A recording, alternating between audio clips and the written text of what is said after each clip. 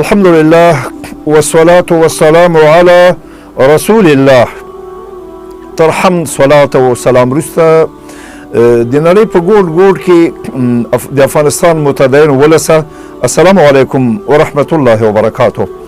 اسلامی امت د الهی ستر پیغام وارث، اسلامی امت د ارزښتناک قیمتي میراث د الله تعالی د ستر آسماني پیغام قرآن او نبوي سنت وارث دی چې د تاریخ شاته د افتخار او ویاړونو څلي پراته دي.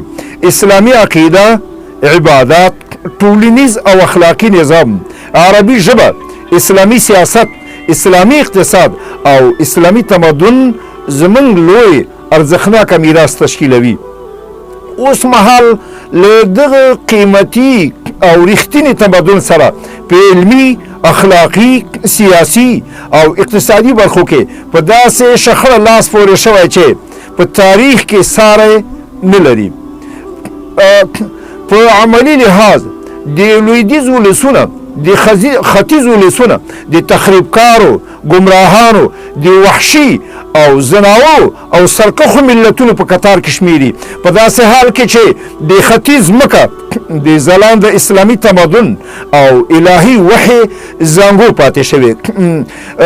تورات د تور په غره او انجیل او زبور د فلسطین په ځمکه او قرآن وروستنی نړیوال پیغام د عربو په جزیره کې نازل شوی.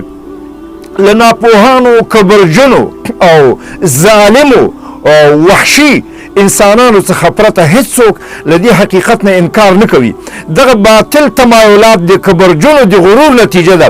تر څو چې بشریت د اسلام غیږې ته رانسي، بشریت به هیڅکله د ارامۍ، سوکالۍ، ازادي ساه وانخلي.